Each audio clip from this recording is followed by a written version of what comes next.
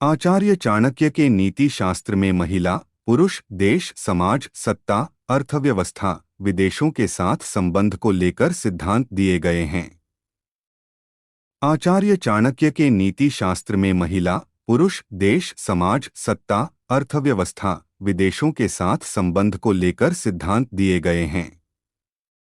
चाणक्य ने अपने नीति शास्त्र के सिद्धांतों में स्त्री और पुरुष के बीच के संबंधों और परिवार में उनके रिश्ते कैसे हों और वह किन चीजों को जीवन में आत्मसात कर अपने और अपने परिवार के लिए खुशियां लाए, इसके बारे में बताया गया है।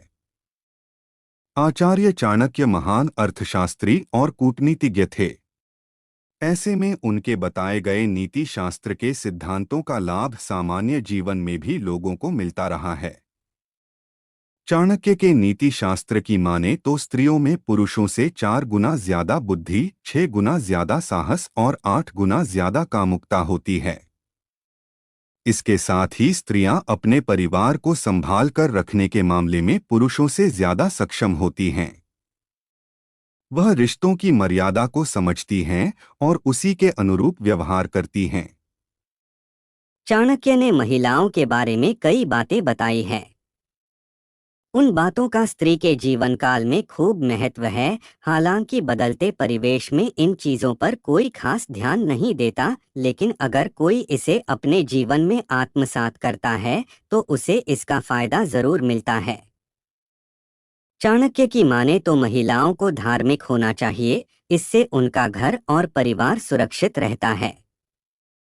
वह ऐसा करने से संतुलित होती हैं और परिस्थितियों से सामंजस्य स्थापित करने की क्षमता उनमें आ जाती है। महिलाओं को मृदुभाषी होना चाहिए। चाणक्य के अनुसार अगर स्त्री मीठा बोलती हो तो वह भाग्यशाली मानी जाती हैं। वह परिवार में खुशियां लाती हैं और उसके संबंध सबसे बेहतर होते हैं। चाणक्य नीति के अनुसार जो महिलाओं को अनिवार्य रूप से धन संचय करना चाहिए, जो ऐसा करती हैं वह अपने परिवार पर अचानक आई विपत्ति से निपट सकती हैं। चाणक्य कहते हैं महिला शांत स्वभाव हो तो अच्छा, अगर वह कलह पसंद हो तो उसका साथ छोड़ देना चाहिए। ऐसा नहीं करने पर जीवन में जहर भर जाता है। चरित्रवान महिला हो तो परिवार का समय हमेशा सुख और समृद्धि से भरा होता है।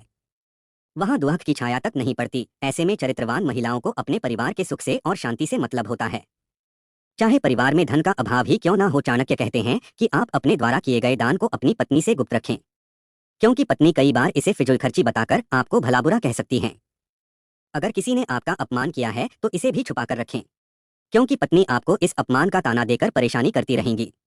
स्त्री से अपनी खुद की कमजोरी न बताएं। अगर पत्नी को आपकी कमजोरी का पता चल जाए तो वह आपकी उस कमजोरी का इस्तेमाल अपनी बात को मनवाने के लिए करेंगी। स्त्री से अपनी कमाई को छुपा कर रखना चाहिए, क्योंकि पत्नी इस कमाई को अपना अधिकार समझकर आपके खर्चे पर अंकुश लगाने लगेगी। दया और करुण से भरी महिला हो तो फिर कहना ही क्या, ऐसी महिलाएं परिवार के लिए लक्ष्मी के समान हैं।